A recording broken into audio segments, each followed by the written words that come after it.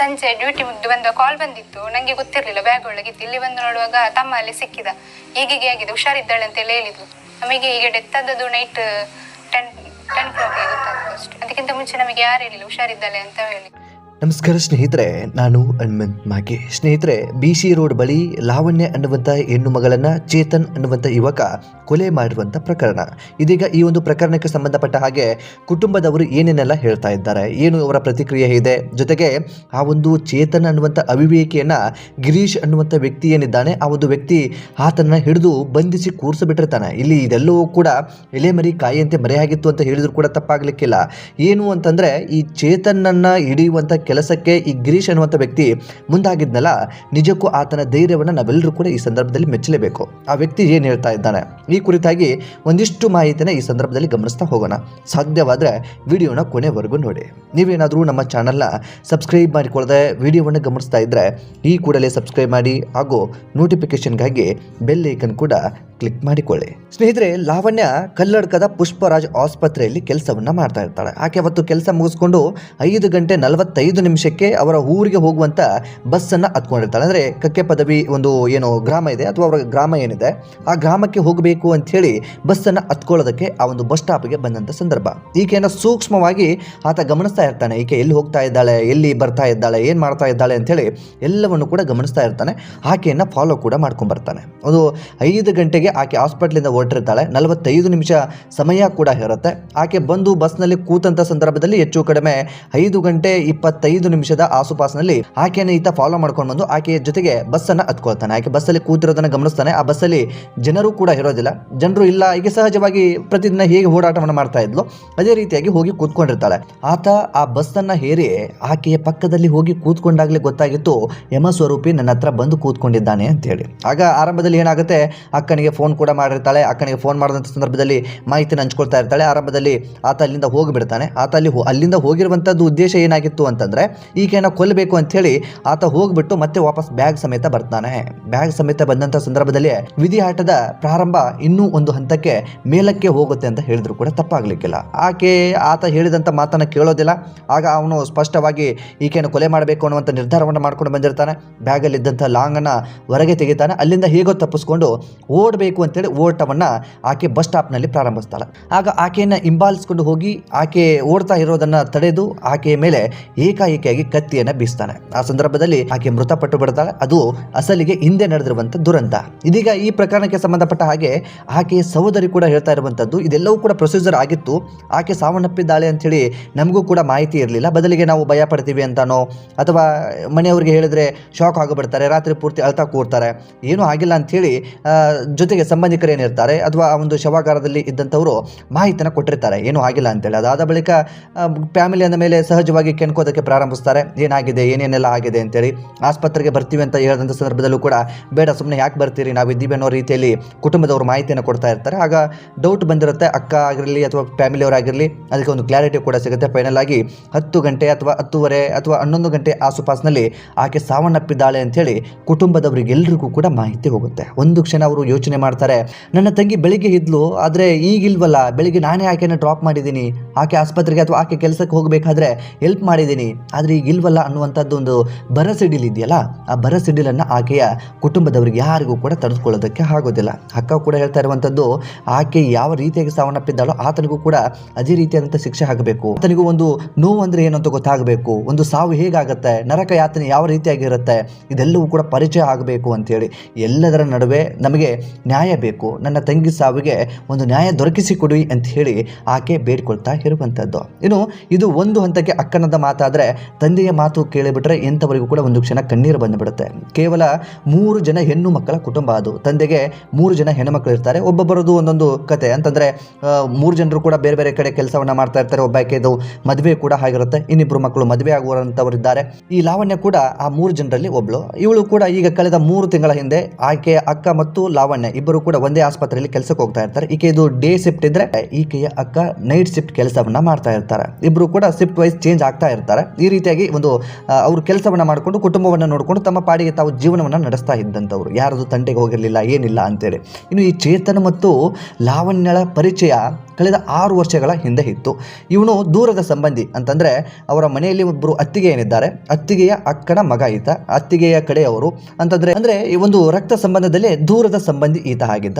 ಒಂದು 8ನೇ class 10ನೇ class ಇದ್ದಂಥ ಸಂದರ್ಭದಲ್ಲಿ ಕಳೆದ 5-6 ವರ್ಷಗಳ ಹಿಂದೆ ಆತ ಆ ಊರಿಗೆ ಬರ್ತಾ ಇದ್ದ, ಹೋಗ್ತಾ ಇದ್ದ. ಆದರೆ ಇವರು ಮನೆಗೆ ಬರ್ತಾ ಇರಲಿಲ್ಲ. ಅಲ್ಲಿ ಸಹಜವಾಗಿ ತೋಟಗಳಲ್ಲಿ ಇರುವಂಥ ಮನೆಗಳು, ಪಕ್ಕದ ಮನೆಯವರು ಬರೋದು ಕೂರೋದು ಸಹಜವಾಗಿ ಒಂದು 6ನೇ ಕ್ಲಾಸು 8ನೇ ಕ್ಲಾಸು ಅಥವಾ 10ನೇ ಕ್ಲಾಸು ಅನ್ನೋಂಥ ಸಂದರ್ಭದಲ್ಲಿ ಅಂದರೆ 15-16 ವರ್ಷದ ಆಸುಪಾಸಿನಲ್ಲಿ ಸಹಜವಾಗಿ ಮಕ್ಕಳು ಆಟ ಆಡ್ತಾರೆ ಅನ್ನುವ ಒಂದು ಮನಸ್ಥಿತಿ ಪೋಷಕರಲ್ಲೂ ಕೂಡ ಇರುತ್ತೆ. ಅಷ್ಟು ಸೂಕ್ಷ್ಮವಾಗಿ ಮಕ್ಕಳನ್ನು ಗಮನಿಸ್ತಾ ಇರೋದಿಲ್ಲ. ಹಾಗಾಗಿ ಈತನು ಕೂಡ ಬರ್ತಾ ಇದ್ದ, ಹೋಗ್ತಾ ಇದ್ದ. ಇಬ್ಬರಿಗೂ ಪರಿಚಯ ಕೂಡ ಆಗಿತ್ತೇನೋ. ಸೊ ಅವರ ಮುಂದಿನ ವರದು ಅಥವಾ ಮುಂದುವರೆದು ಏನಾಗಿತ್ತು ಅನ್ನೋದು ಕುಟುಂಬದವ್ರಿಗೂ ಕೂಡ ಗೊತ್ತಿರಲಿಲ್ಲ.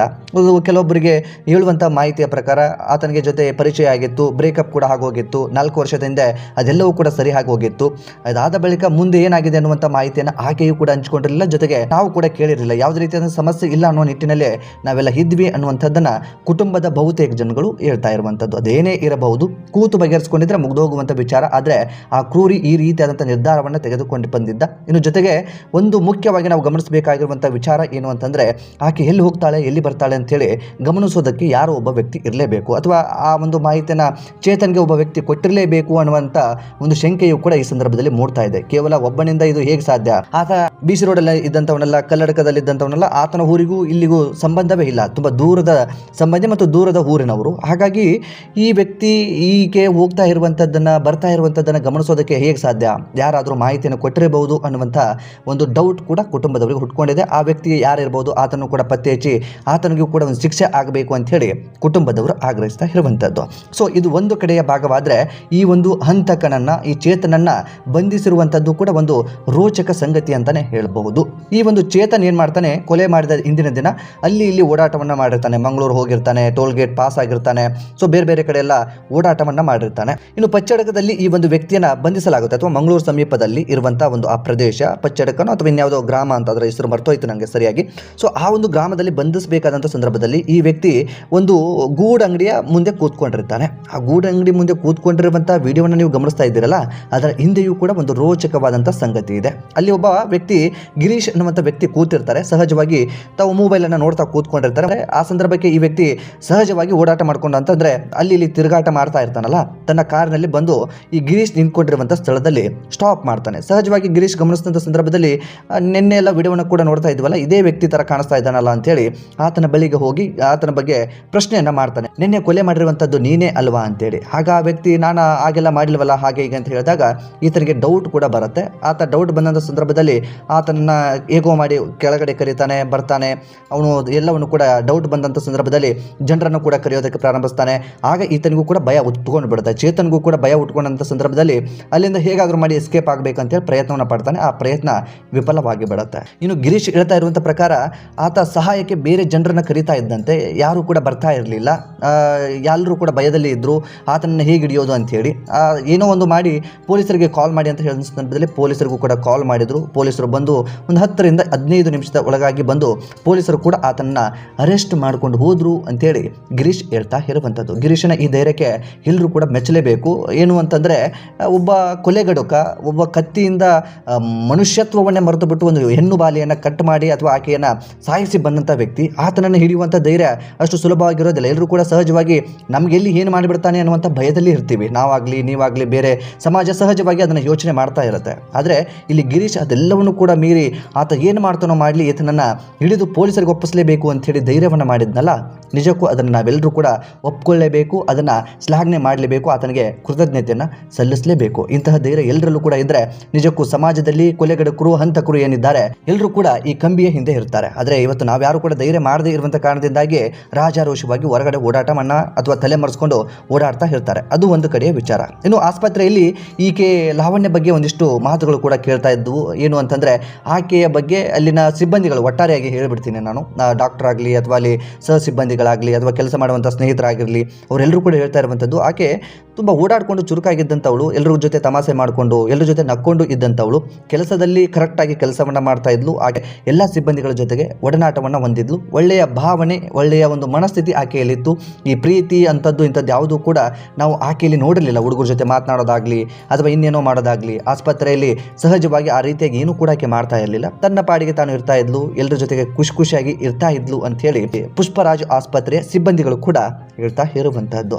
ಈ ಒಂದಿಷ್ಟು ಲಾವಣ್ಯ ಬಗ್ಗೆ ಅಲ್ಲಿನ ಸಿಬ್ಬಂದಿಗಳು ಕೂಡ ತಮ್ಮ ಅನಿಸಿಕೆಗಳನ್ನು ಹಂಚಿಕೊಂಡಿರುವಂಥದ್ದು. ಆಕೆಯ ಒಂದು ಒಡನಾಟ ಹೇಗಿತ್ತು ಅಂತೇಳಿ ಆಕೆಯ ಬಗ್ಗೆ ಸ್ಪಷ್ಟನೆಯನ್ನು ಕೂಡ ನೀಡಿರುವಂತಹದ್ದು. ಇತ ಲಾವಣ್ಯ ಸಾವಿನ ಬಳಿಕ ಒಂದಲ್ಲದೆ 2 ಕುಟುಂಬಗಳು ಬೀದಿಗೆ ಬಂದಿವೆ ಅಂತಾನೆ ಹೇಳಬಹುದು. ಅಂತಂದ್ರೆ ಲಾವಣ್ಯರನ್ನ ನಂಬಿದಂಥ ಕುಟುಂಬಕ್ಕೂ ಕೂಡ ಒಂದಿಷ್ಟು ಸಂಕಟ ಎದುರಾಗಿದೆ. ಜೊತೆಗೆ ಚೇತನ್ನ ಕುಟುಂಬವೂ ಕೂಡ ಇದೀಗ ನೋವಿನಲ್ಲಿ ಇದೆ. ಅಂತಂದ್ರೆ ತಮ್ಮ ಮಗ ಈ ರೀತಿಯಾದಂಥ ಕ್ರೂರ ಕೆಲಸ ಮಾಡ್ತಾನೆ ಅಂತೇಳಿ ಆತನ ತಂದೆ ತಾಯಿಗಳು ಕೂಡ ಅಂದ್ಕೊಂಡಿರಲಿಲ್ಲ. ಅವ್ರದ್ದು ಕೂಡ ಪರಿಸ್ಥಿತಿ ನಿಜಕ್ಕೂ ತುಂಬ ಘೋರವಾಗಿದೆ ಅಂತ ಹೇಳಿದ್ರು ಕೂಡ ತಪ್ಪಾಗಲಿಕ್ಕಿಲ್ಲ. ಸ್ನೇಹಿತರೆ, ಒಟ್ಟಾರೆಯಾಗಿ ಈ ಒಂದು ಪ್ರಕರಣಕ್ಕೆ ಸಂಬಂಧಪಟ್ಟ ಹಾಗೆ ಸಿಕ್ಕಿರುವಂಥ ಲಭ್ಯವಿರುವಂಥ ಮಾಹಿತಿಯನ್ನು ನಿಮ್ಮೊಟ್ಟಿಗೆ ಹಂಚಿಕೊಂಡಿದ್ದೀನಿ. ಈ ಒಂದು ಕುರಿತಾಗಿ ನಿಮ್ಮ ಅನಿಸಿಕೆ ಏನು ಎಂಬುದನ್ನು ಕಾಮೆಂಟ್ ಬಾಕ್ಸಲ್ಲಿ ಮೆನ್ಷನ್ ಮಾಡಿ. ಸಾಧ್ಯವಾದರೆ ಈ ಒಂದು ವಿಡಿಯೋನ ನಿಮ್ಮ ಸ್ನೇಹಿತರಿಗೆ, ಅದೇ ರೀತಿಯಾಗಿ ಕುಟುಂಬದವರಿಗೆ ಅಥವಾ ಬೇರೆ ಬೇರೆ ಕಡೆಗೆ ಈ ಒಂದು ವಿಡಿಯೋನ ಆದಷ್ಟು ಶೇರ್ ಮಾಡಿ. ನಮ್ಮ ಚಾನಲ್ನ ಸಬ್ಸ್ಕ್ರೈಬ್ ಮಾಡಿಕೊಳ್ಳದೆ ವಿಡಿಯೋವನ್ನು ನೋಡ್ತಾ ಇದ್ದರೆ ಈ ಕೂಡಲೇ ಸಬ್ಸ್ಕ್ರೈಬ್ ಮಾಡಿ ಹಾಗೂ ನೋಟಿಫಿಕೇಷನ್ಗಾಗಿ ಬೆಲ್ ಐಕನ್ ಕೂಡ ಕ್ಲಿಕ್ ಮಾಡಿಕೊಳ್ಳಿ. ಮತ್ತು ಮುಂದಿನ ವಿಡಿಯೋದಲ್ಲಿ ಸಿಗೋಣ.